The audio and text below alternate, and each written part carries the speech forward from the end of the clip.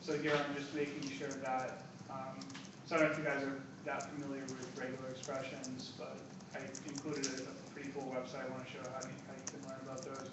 So basically this regular expression checks to see if anything is not a lowercase letter, an uppercase letter, a number, an underscore, a period, or an @ symbol. So basically if there's any special characters that wouldn't typically be in an email address, it's going to replace those with just an empty character, and then the validation will fail because it won't be the same as the new variable I created.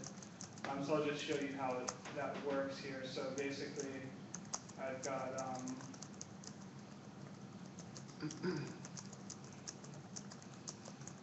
so down here, if I add like a number here, because that's not going to match the regular expression, save it, it's going to throw the error message, and that's in the validation function. Must be a valid phone number, must be a valid email address, and echoing out this those different texts. And then likewise with the email address, if I add something that's not one of the characters I want, it'll give the error. And so yeah, so I've also put a link to this gsskinner.com/regex. I don't know if you guys have played with this, but this is a really awesome site. You basically you can just type in like anything here, and just like basically you can test to see what matches it. And over here on the right side, it shows you like all the special characters for regular expressions, and you can play around with this and experiment to see how they work, but it's pretty fun. There's another site you might want to take a look at too that I use called Rubular, RUBULAR.com. And what that does, it says it's for Ruby, but really regular expressions work across the board on any language pretty much the same way. And what I like about Rubular is like exactly like what you're saying. You can put a string in, and then you can assign a regular expression to it. But then it also prints out the actual. How do you spell that again? RUBULAR.com. And it'll actually show you what's been highlighted in terms of your regular expression. So if you're trying to get a specific piece or line in a string or in a paragraph or in a piece of code, and you want to get it exactly where you need it, it will, as you write your regular expressions, it will then start highlighting the pieces of that are going to be filled in. So. I think this site does the same thing too. Okay. Like if you just do something like that, it'll highlight as it goes. Okay, beautiful. The nice thing about this one is that they have, I think, a community tab, where actually people have already written like songs or really bad regular expressions. And you can just use some pre-baked ones. Nice. Cool. So you guys have any questions about it? Have you used a settings API? No, but kind of curious why are you using the telephone and the email, those functions, and what was the purpose for that?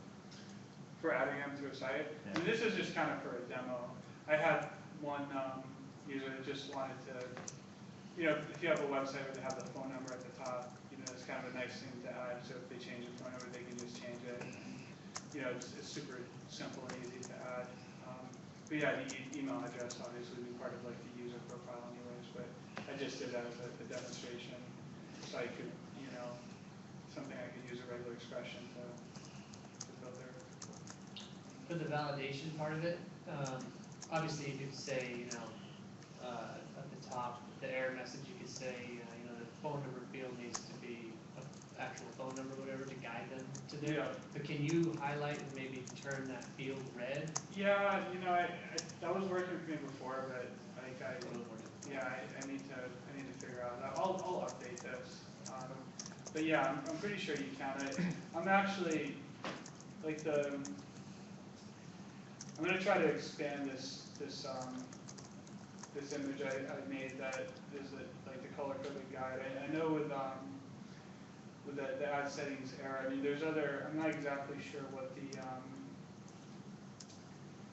what this first parameter is an ID. I think this might do it. I think if you get this to be like the correct thing that links to the slug, you might need to have the label actually be wrapped in a label tag when you output it, and then if something's kind of matching, then it'll work. But I've definitely seen that be the case before. But yeah, I think I just need to add a few things. Cool.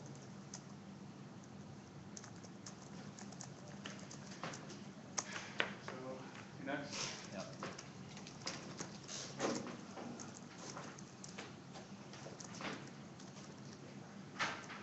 What's that? Oh yeah.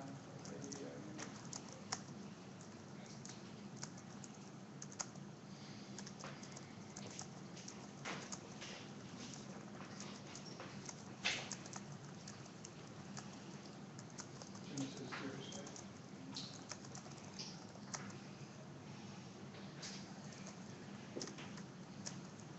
An HTML converter,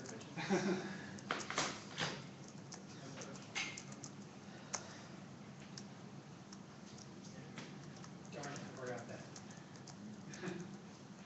Where's your lightning bolt cord? All right. You want to use my laptop? Yeah, probably. Sorry. You only need a browser. Sorry.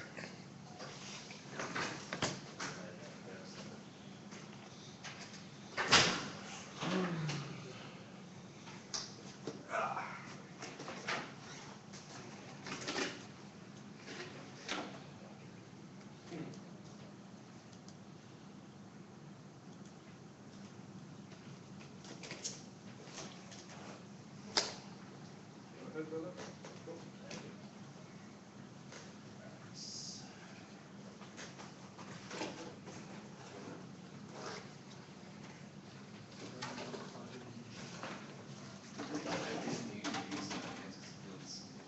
It's like, probably the confusing to start looking for it, it's just like, all this stuff. We like.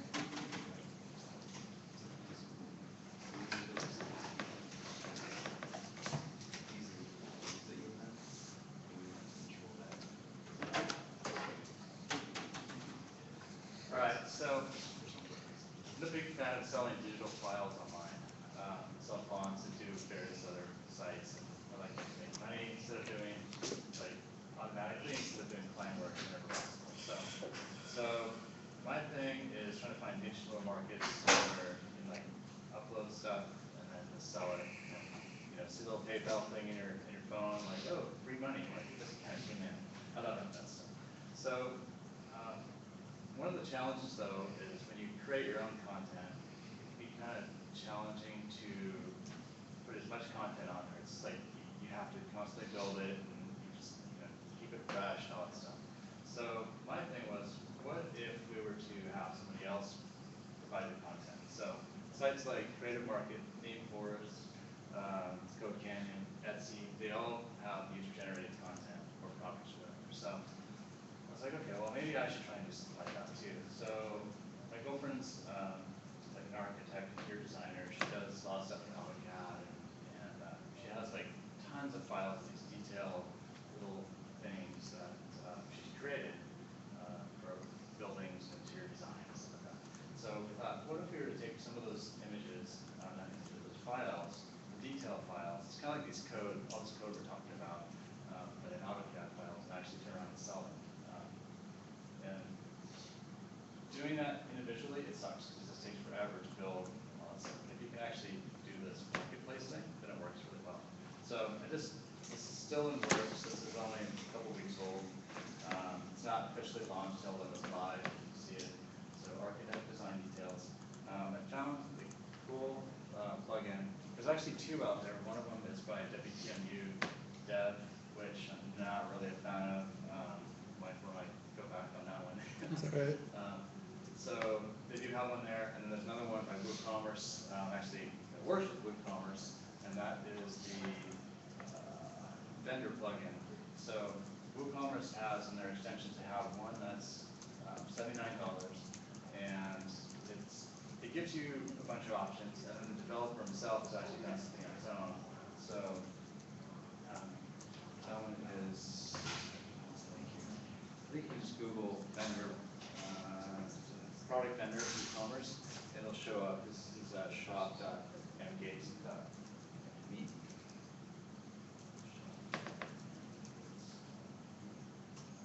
And you'll find the vendor plugin in there as well. It's got a little more, it's a little more robust though. It actually allows for digital files, multiple payment gateways, and a few other things. What I like about it is you can actually set the amount of money or percentage that you want to take in. So what will happen is someone will go to the site, they will buy the digital product, pay $10, you get 5, the creator gets 5, or you can set whatever percentage you want. So if you don't want to be too greedy, then you can give them more, or whatever, however you want to do that. So, anyway, I thought that was a really cool plugin. He's really responsive. If you come up with a question, he'll respond really quickly. And so far, I'm still digging in, but I really love it. So this product, you just go on it. This is pretty new. So you just click on it. It'll bring you the typical WooCommerce data stuff. And then I haven't set this up yet, but this one doesn't even have a download attached to it. It's totally a demo right now. But you can obviously purchase that thing for whatever dollar amount we set it for. Let's see here. So that's all I got to really say about that. I created it in Headway. It's pretty fast. I think most of you have used Headway at some point, but I really like it. It's fast, kind of like rapid design, and you just keep tweaking it until you finally get it the way you want it to be. So I'm happy with that. So Headway WooCommerce. Headway works with WooCommerce, so it actually has a plugin you can add for it that was, or a theme or whatever. It just works. Going on to something else. Wait, Yes, I question. just have a quick question. So people can, when you're done, come here, sign up, create their own account, upload their own product, assign their own price to it, and then you're just taking it in percentage. Yep. That's pretty cool. And in the end, you use the Magee plugin for this. I did, yes. I asked him, and it just made sense to use that one instead. There's the documentation of WooCommerce wasn't quite as clear. My main thing is I wanted to make sure I could do digital products. And I don't think WooCommerce, it may or may not handle that, but it wasn't clear, and I just wanted to. So does it hide the path where the product is coming from? So that's a good question. That's something I still need to address. So one of those membership plugins we talked about earlier might be the way. Actually, when you log in, it'll give you, you have to either upload it, or you can actually put the link there, and that's where I still haven't figured, kind of going from top down, like logos, like the UX, and I'm starting to get into the functional part of it. So there's probably a few different ways you can address that. So what plugin did you end up using for this? You said not WooCommerce. I use WooCommerce. Oh, you did. But as far as the digital files, that's a Oh, great okay. question, and I still need to address it, and I'll find a way. It'll be one of those plugins we talked about earlier. So, any other questions on this one? All right. So something that you guys talked about earlier, this isotope thing, I thought I'd bring this to your attention. It's on my own site. I kind of stumbled across it for another project, and all right, this isn't the best example. It takes a second to load, which kind of is frustrating with my hosting. Is your JavaScript like a little jumbled like that pets, like the dogs? There we go. All right. So there's another post. This actually looks a lot better on normal computers, I think. So try. Let's see. The internet's just going really slow right now. Yeah, that might be too. So I used this other plugin. It's a responsive gallery grid, and in conjunction with FooBox and the media gallery function inside of WordPress. So this clearly isn't working on your computer. But It's a nice new logo you made for yourself. Thanks. Yeah, I'll do that. That looks sick. Looks like your cherry Pepsi. Yeah, I just wanted to have something here. Well, it's really a poor example, but if you go to my site, it'll probably work on everyone else's computer except for yours. Yes, because mine's are But now special. that I know that it doesn't work on everybody's, I might switch it up. But it just gives you that kind of Pinterest look, and it's kind of nice, and it's easy, and I have to pull up, program it in, you just set up a couple settings, and it works. Make sure I have JavaScript turned on. I got a toggle at the top. Yeah, knowing you, you probably turn it off not safe, it's Yeah, not secure. Yeah, exactly, so, check it out though, it's kinda cool. And then the other one, another thing I was kinda inspired by was the, codex. You guys are talking about the W config, like settings that Jim was talking about, and, I thought this was kinda cool. There's actually a page on the codex for, editing WP config, just like this, real quick.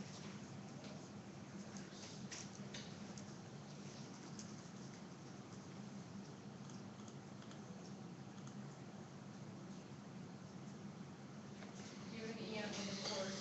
Yeah.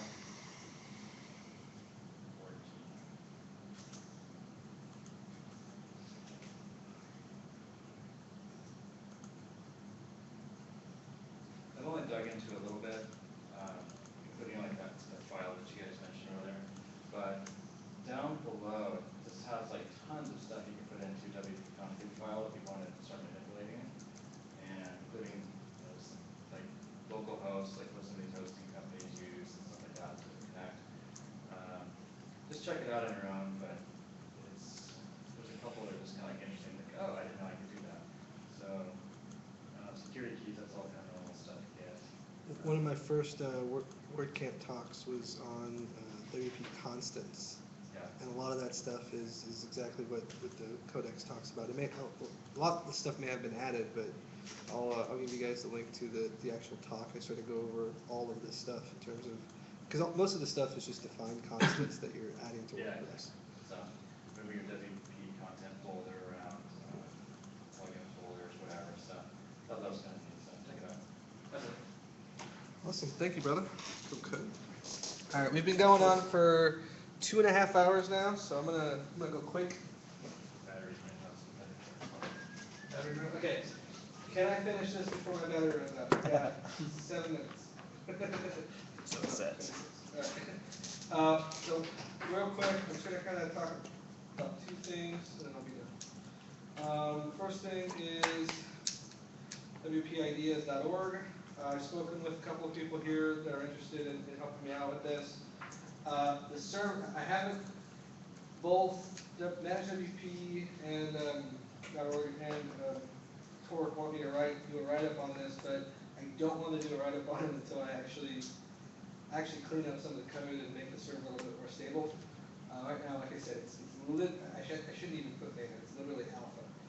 But my goal, hopefully, by the end of the month, to have this thing stable, so I can actually write about it and see if there's any, any traffic comes down or anything else. Per what you said, yes, the very top item that's been voted on the most on this site, and if you go on the site and it breaks, it's not stable. The number 1 item on this site has been the WP sync idea. The whole concept behind this site is just basically letting you vote. They didn't add WordPress ideas, plugin ideas, theme ideas that you want, general ideas that you want to add, and letting people vote on those ideas. Very simple. My goal, if I can get this site stable by the end of the month, is then to set at the beginning of next month the very first item on this list, which is the whole idea here is all these things get voted on, whichever the top item is on the vote list becomes a crowdfunding project. And there's a budget assigned to that project, like a time frame, how long it would take to actually complete, and so forth and so on. And, so far so good. So far I've gotten a lot of traffic, got a lot of people voting. It's interesting to see what people prefer to, prefer over other things, and so forth. By the end of the month, if I can stabilize this thing, I'll write an article about it on somewhere, on Torque or whatever the case is, and see if it does work. The other thing that I wanted to quickly mention is my WP Chef project. I don't know if I'm going to call it a point release or if I'm going to call it a major version release, but I do have a new version coming up that I'm going to try to push. I was going to try to push it tonight, but I've made a deal to try to post something to my blog daily, which is really a lot harder than I thought it was going to be. So I need to finish that first before I push this code out. But the idea here is I've actually combined the cookbooks into one. And I'm using something called the next version is going to be using something called Git submoduling, which basically when you clone the repository, it will actually actually do a recursive clone. And that recursive clone will basically download all of the actual, like most up-to-date chef repos for Nginx, for PHP, for everything. I'm also adding WP CLI to the recipe. And one of the other things that I was looking at, I haven't quite figured out how I'm going to do it yet, is I wanted to add zPanel as well to the recipe, but have it as an option that you could either comment out or leave in. So that if you wanted to host multiple WordPress sites on the same server, you could do that as well. So be on the lookout for the next version. It may be a major release version, it may be a point release version, like point 1 or point 2, I haven't quite decided yet. But the whole piece here is that I'm looking for is more stability. Phil helped me out with, out of New Zealand, helped me out with testing this thing from New Zealand, and totally didn't work on their AWS system. So I made some changes as well. I used something called Vagrant Omnibus, which lets you pre-install Chef and Puppet on non-Chef and Puppet installed machines, so it handles all of the pre-installation of Ruby and Chef and all these other different systems. Great little Vagrant plugin if you get a chance to install it. By default, this plugin, or this WP Chef, will have you install the Vagrant plugin for AWS, and also the AWS info. I've also got the Rackspace Vagrant plugin in here in case you guys want to use that. There's just a couple of configuration items that you have to fill out, and once you fill those configuration items out, you can either deploy locally or you can deploy remotely. I also, this was in a previous release that I did, I added the ability to use non-standard database hosts. So the idea here is by default it installs MySQL on the server and it runs the MySQL locally. But I don't like to do that. I really hate to do that. So I use RDS for most of my MySQL databases. So in the configuration for your Vagrant file, you can on here you can actually modify that, change localhost to whatever your RDS server name is. Change the database to whatever your RDS database name is, change the username to username database, you guys get the idea. And basically you can do vagrant up to start a new Vagrant server locally, and you can use vagrant up -- provider equals AWS, like I showed you guys last month. I did this whole demo sort of last month to show you guys it actually in action. So I'm not necessarily going to do it this time around. But so you can do that to deploy it directly to Amazon, or you can also do -- provider equals Rackspace and deploy it out to Rackspace if you've added a proper configuration. One of the major changes that I'm working on finishing, and the reason why now it's only one cookbook, it's only one main piece, is the ability to have Nginx on port 80 and Apache on port 8080 and do a reverse proxy with Apache. What I'm testing for right now is by doing that, we should still get the speed of Nginx while getting the rewrite capabilities of your .htaccess files. So up until now, I've never had to use a .htaccess file. I never wanted to use a .htaccess file for WordPress because everything's on Nginx. I just build in my rewrites into Nginx by default. But by doing a reverse Apache proxy, I'm able to then use a .htaccess. So if there's anything that needs to be rewritten, it should borrow from Apache at port 8080. So be on the lookout, like I said, for that. And I'll let you know. I'll post it up on the Facebook page as soon as I've actually pushed the code changes. And I think that's it. That's all I have WordPress related. Any questions? Yep, awesome. Thank you guys for coming. You guys feel free to grab some beer on the way out if there's any else. Thank you so much for bringing the wine, by the way. That was a classy touch. And everybody loves these meetups. Are they informational? Are they good? Do you guys learn something every time? Fantastic. All right. Thank you guys very much. I think we're done.